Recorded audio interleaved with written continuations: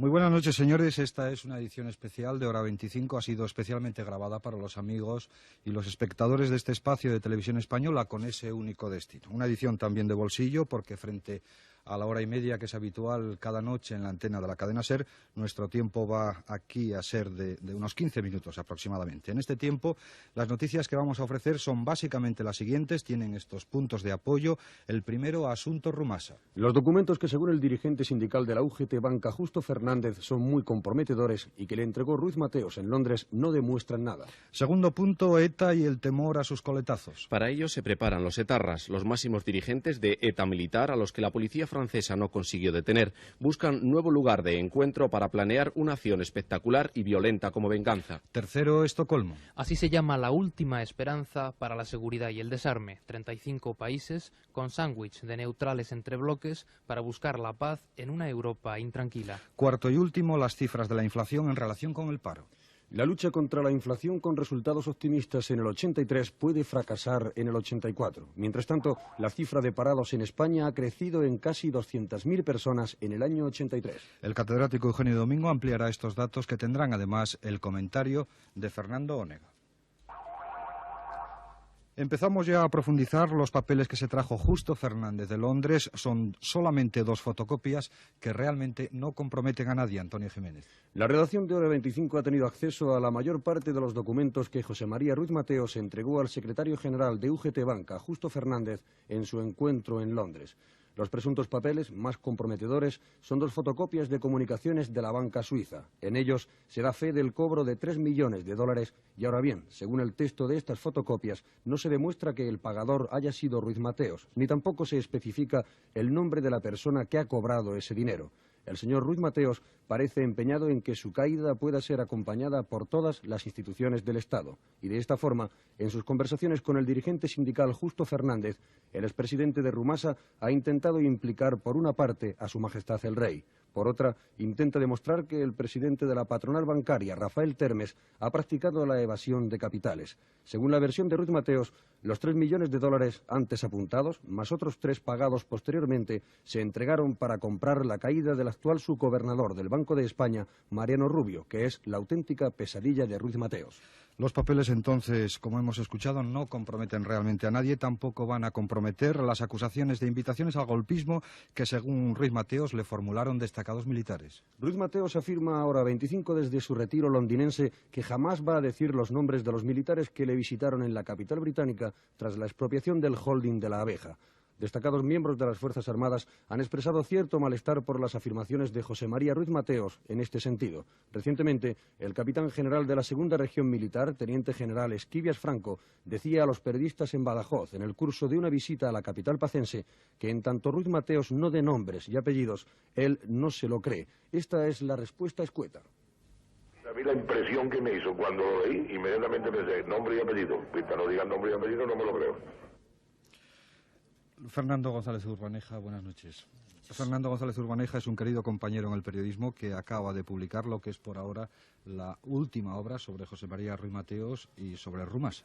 Sí, se trata de un libro que hemos escrito entre 3 compañeros con larga experiencia en la información económica, que iniciamos en el mes de marzo el intento de explicación de qué era Rumasa, qué es Rumasa, cómo es José María Ruiz Mateos, y hemos tratado a lo largo de 400 páginas pues tratar de proporcionar a la opinión pública y a los lectores de nuestro libro una explicación coherente de cómo es posible que se llegara a ese 23 de febrero de 1983, el día en el cual el gobierno expropia Rumasa. Nuestro libro acaba en ese momento y hemos tratado de aportar los datos para explicarlo.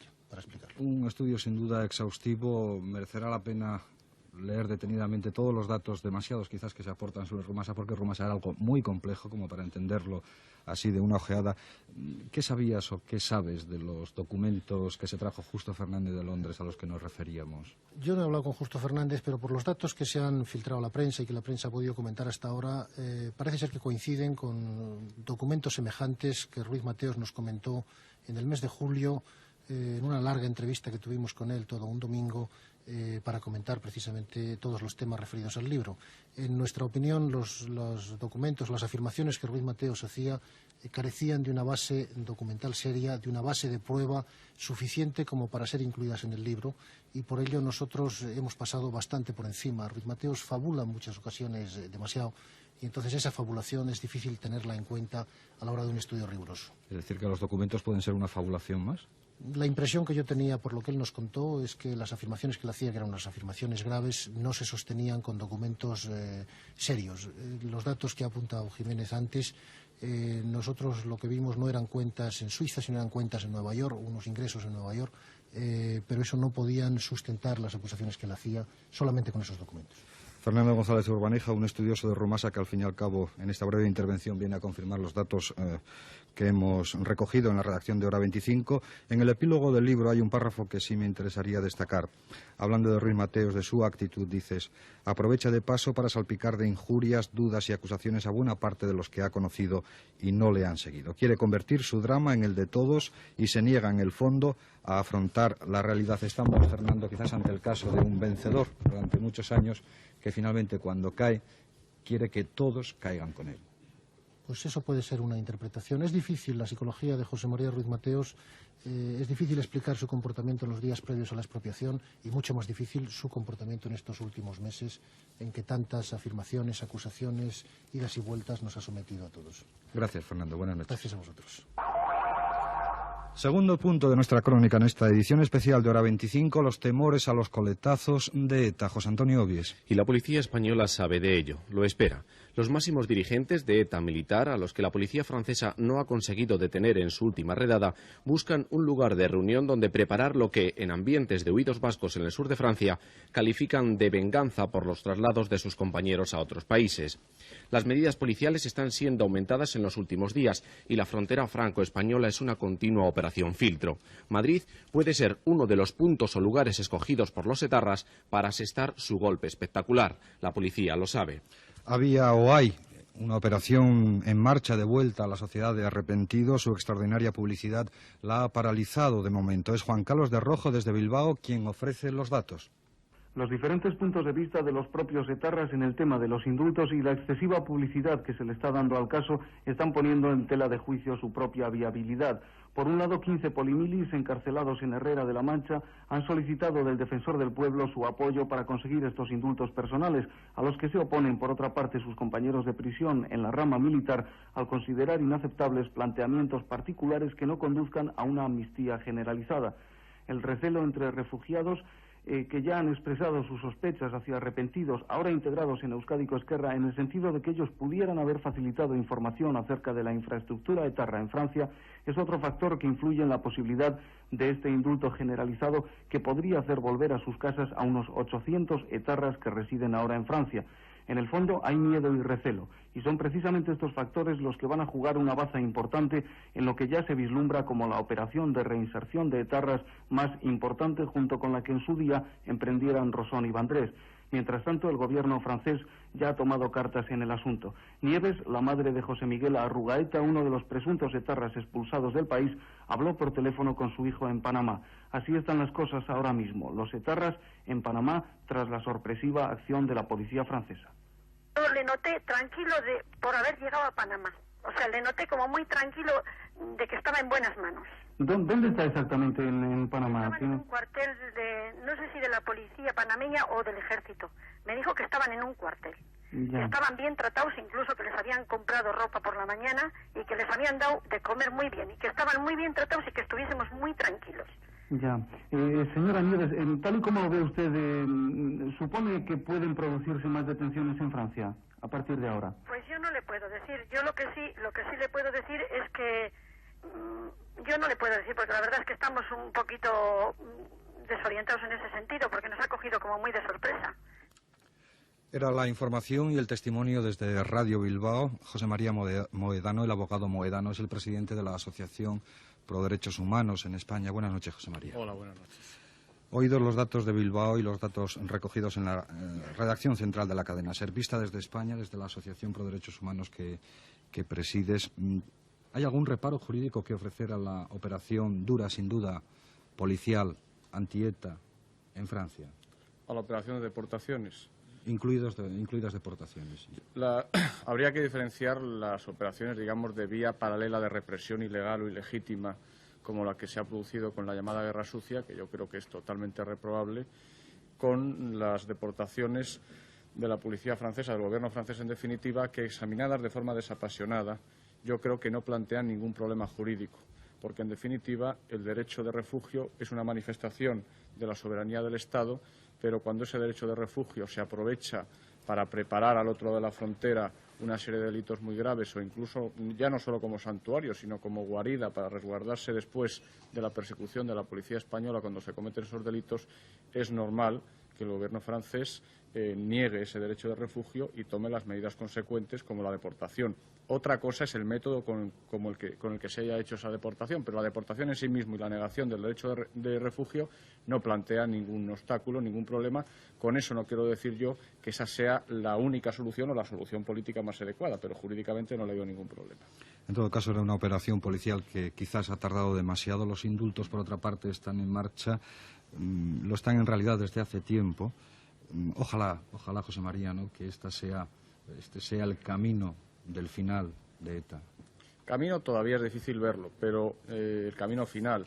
Pero de todas maneras, la combinación de medidas que al final lleven a la pacificación y que supongan, digamos, el enterramiento de las armas por parte de estas organizaciones y de estas bandas armadas es el único camino posible y además es el camino de una democracia que no puede acudir a esas vías de represión paralelas a la del Estado, para represión ilegítima, ilegal, como la que ha ocurrido con también algunos asesinatos al otro lado de la frontera, con la utilización de métodos que no son adecuados. Yo creo que, teniendo en cuenta que la finalidad es la resocialización y la pacificación en el País Vasco, el único camino posible es ese. Gracias, José María Muedano. Gracias a vosotros. Buenas noches. Lo cierto es que entre operaciones de arrepentidos y acciones como las de la policía francesa o los atentados del GAL, también el final de ETA se puede, en efecto, precipitar. De momento, ¿cómo está? ¿Qué queda de la organización ETA? Son jóvenes, muy jóvenes los que ahora quedan, los que pueden hacer uso de sus armas para asesinar. La dirección de ETA ronda los 40 años, los comandos los 20 o 25 de media. Esta es la nueva savia terrorista. ETA militar cuenta en Francia con cerca de 400 liberados. De ellos, casi 50 forman los llamados comandos ilegales, así llamados porque sencillamente están fuera de la ley. 50 hombres que forman unos 10 comandos bajo el mando casi directo de Iturbe Abasolo, alias Chomin, considerado máximo dirigente de ETA militar y que 10 días antes de la redada policial francesa de hace una semana marchara de su casa en el refugio del sur de Francia con rumbo desconocido. La policía no consiguió detenerle. Al lado de Chomin, su amigo Chiquierdi, José Antonio Lassa Michelena. Los comandos ilegales obedecen sus órdenes de asesinar o secuestrar, procesado en rebeldía por la justicia española como inductor del secuestro de Diego Prado y Colón de Carvajal. Son los dos hombres, los dos terroristas más buscados por la policía española. Dirigen ETA militar. Son 2 de los 10 miembros que componen el comité ejecutivo de la banda terrorista. Señalemos al respecto que, según fuentes policiales consultados por Hora 25, en cada una de las provincias vascas actúa un comando ilegal y otro más se encarga del área de Madrid. Después existen unos 20 comandos, 200 hombres, que realizan una vida normal en sus pueblos y ciudades de Euskadi, llamados comandos legales que componen la red de información de ETA. En cuanto a ETA político-militar, los octavos, la redada francesa sí les ha hecho daño. Su máximo dirigente, Abrisqueta, cruzó el Atlántico a la fuerza. Los franceses le alejaron de los Pirineos. ETA PM, octava asamblea, cuenta en estos momentos con menos de 20 activistas en liberación. Sus máximos dirigentes han sido detenidos. 13 minutos 44 segundos en antena. Desde el temor que también existe en Estocolmo a una acción del terrorismo internacional, entramos ya en las esperanzas de desarme que ahora se fijan únicamente en la conferencia de la capital sueca, al fin y al cabo continuación de la de Madrid. José Manuel Calvo. Ronald Reagan dijo ayer en Washington: quiero un diálogo constructivo y realista. Flexibilidad del presidente norteamericano. Recuerden que las elecciones en los Estados Unidos están a la vuelta de la esquina el próximo mes de noviembre. Y Moscú, adelante con el diálogo, pero no nos fiamos que retiren los euromisiles, insisten los soviéticos.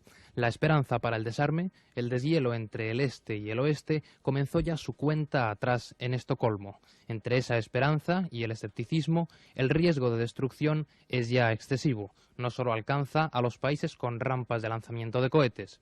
también a los otros. Lo dice Carlos Fernández Espeso, director general de Seguridad y Desarme, que está ahora con el ministro Morán en Estocolmo.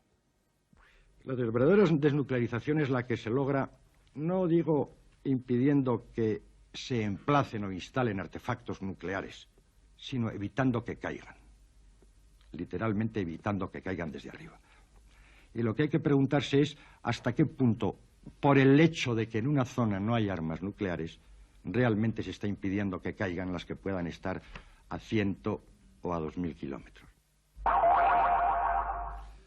15 minutos en antena, otros apuntes rápidos de la actualidad de España. Adolfo Suárez pide su excedencia en Televisión Española. El expresidente del Gobierno español, Adolfo Suárez González, ha pedido recientemente su excedencia en Televisión Española. El señor Suárez había estado en excedencia forzosa cuando ocupó cargos públicos: gobernador civil de Segovia, vicesecretario general del Movimiento, ministro y, finalmente, presidente del Gobierno. En el tiempo que media entre su dimisión y esta petición de excedencia, Adolfo Suárez no percibió ningún salario de Televisión Española. Campaña de intoxicación en medios castrenses. En las últimas jornadas se ha desatado una campaña de intoxicación contra el Gobierno en el seno de las Fuerzas Armadas. El motivo es el proyecto de ley de plantillas, que supondrá la reducción de unas 6.000 personas en el Ejército de Tierra. A pesar de que es sabido que quienes se retiren seguirán percibiendo íntegros sus sueldos, la campaña intenta convencer a los militares de lo siguiente: que no es de recibo una reducción de personal cuando en el resto de la administración pública no se piensa en ninguna reducción de plantillas, a pesar de la inoperancia de muchos ministerios. Con 40 escaños, Roca pediría la presidencia del Gobierno. La operación Roca, últimamente silenciada, aspira a conseguir en las próximas elecciones entre 40 y 50 escaños. Según sus promotores, esta cantidad de diputados sería suficiente para decidir la formación de un gobierno.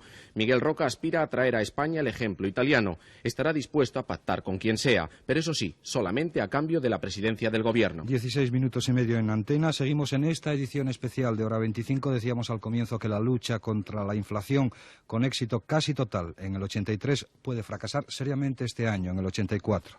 La lucha contra el paro saldría, por consiguiente, perjudicada. La tasa de inflación de la economía española se situará en el año que acaba de terminar, 1983, en el 12,3%, según un avance provisional del índice de precios al consumo al que ha tenido acceso Hora 25. El objetivo del Gobierno para el año pasado, por tanto, se ha cumplido. En cambio, todo parece indicar, según las propias fuentes de la Administración, que la lucha contra la inflación para 1984 puede fracasar. El objetivo del Gobierno para este año, fijado en un incremento de precios al consumo del 8%, puede verse incumplido, situándose por encima de esta cifra. Mientras tanto, la cifra de parados en España ha crecido en casi 200.000 personas durante el año pasado. Eugenio Domingo, catedrático de Hacienda Pública en la Universidad Autónoma de Madrid, es un hombre que nos asesora habitualmente en materia económica en Hora 25. Buenas noches. Buenas noches. ¿Por qué tan difícil cumplir en el 84 este objetivo de la inflación si se consiguió en el 83, ¿no? Sí, se consiguió en el 83, pero la tasa de inflación en los últimos meses está realmente muy acelerada. En los últimos 4 meses del 83, la tasa elevada al año es del orden del 14%. Pasar de una inflación del 14% a una inflación del 8% es realmente un descenso muy drástico, del 40 y tantos %, muy difícil. Ojalá nos equivoquemos. Por otro lado, los factores que están empujando al alza la inflación española, como el déficit, como, por ejemplo, la depreciación de la peseta, que encarece la importación, como la presión fiscal o el incremento de la presión fiscal, todo ello subsiste. De ahí que sea difícil, efectivamente, conseguir este 8%. Hablar de inflación, que para algunos puede ser un tema quizás un poco lejano, es hablar también de paro, que eso sí lo tenemos cerca, realmente, dramáticamente. Sí, desgraciadamente sí. Si los índices de inflación como objetivo no se consiguen, el paro va a ir todavía mucho peor de lo que va. Claro. Sí, este es el problema. La condición para mejorar la situación en el paro es mejorar previamente el nivel de inflación, la tasa de inflación, reducir la tasa de inflación. Y esto es así porque realmente la inflación, la distorsión y crecimiento de los precios hace que la asignación de recursos sea mala, que se invierta en aquello que no se debe invertir, limita la competitividad exterior de nuestra economía, puesto que el diferencial de inflación hace que nuestras exportaciones sean difíciles, que nuestros productos sean caros. Si los tipos de interés son altos a causa de la inflación, no hay inversión productiva y, por consiguiente, no se genera empleo, etcétera. Es decir, previamente a la generación de empleo, es preciso reducir la tasa de inflación. Y de ahí que si no conseguimos inicialmente este objetivo, desgraciadamente no reduciremos esta tasa tan alta de paro que tenemos en España. Mal futuro. Gracias, profesor Domingo. Habíamos anunciado el comentario. Es el momento cuando llevamos 19 minutos en antena. Fernando Onega. De todas las noticias que ustedes han escuchado, hay una que nos afecta a todos, el paro. Resulta que en el año que acaba de terminar, en España hubo casi 200.000 parados más. No nos vamos a dejar sorprender por la cifra. Pero en este momento en que se publican los datos, tenemos que preguntarnos algo. Tenemos que preguntarnos por qué a lo largo de 12 meses el Gobierno ha intentado convencernos a todos de que se había terminado la destrucción de puestos de trabajo. Se puede alegar que estos parados son los jóvenes que se incorporan al mercado del empleo. Se puede alegar que solo ha transcurrido un año de gobierno socialista. Pero lo cierto es que cada mes que pasó del año 83 el crecimiento fue mayor. Si la crudeza de las cifras se ha disimulado por razones políticas, nos parece sencillamente un engaño a la opinión pública. Pero si el Gobierno se encuentra realmente satisfecho por los resultados en el empleo, hemos de lamentarlo. Y hemos de lamentarlo porque eso indica que el equipo gobernante comienza a perder la capacidad de criticarse a sí mismo. Nosotros no podemos satisfacernos con la alegría fácil de que en vez de tener 300.000 parados como años anteriores, solo tengamos ahora 200.000 más. Porque esos 200.000 ya nos aproximan a los 2,5 millones. Porque por mucho que nos digan los portavoces oficiales, ya es imposible que se cumplan las promesas electorales. Porque esto revela al final el escaso éxito de toda la política económica. Y sobre todo porque muchos millones de españoles han consumido demasiadas ilusiones, demasiadas esperanzas, para que ahora venga a enfriarlas la crueldad de la estadística. Y todo ello, ¿qué revela? Revela que pese al cambio, en la política española sobra triunfalismo, falta realismo y siguen faltando fuerzas o ganas o voluntad política de meter en cintura la economía. Bien, en el momento de terminar esta edición especial, un recuerdo a alguien que está muy profundamente en el corazón de quienes trabajamos en la cadena SER y en el corazón también de ustedes, los oyentes. Se llamaba José Fernando de Dicenta y era muchas cosas: Premio Nacional de Teatro, Premio Ondas, director del Gabinete de Estudios de la Casa, una cantera donde empezaron, por ejemplo, Antonio Jiménez o José Antonio Obies o José Manuel Calvo. Un poeta también, un amigo y el abuelino de la más larga serie de la radio, la saga de los Porretas. Esta era su voz con versos de don Antonio Machado. Y al cabo, nada os debo. Debéisme cuanto escrito. A mi trabajo acudo. Con mi dinero pago el traje que me cubre y la mansión que habito, el pan que me alimenta y el lecho en donde yago.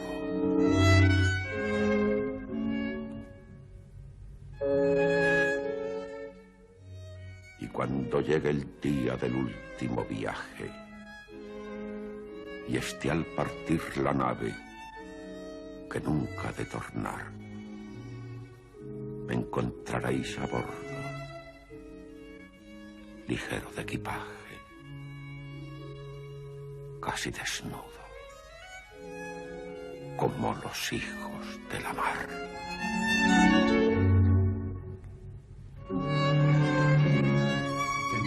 Y ustedes ya saben, creo que a esta misma hora en directo pueden encontrarnos en hora 25 en la sintonía de la cadena SER, con final siempre al pie de la colina. Buenas noches.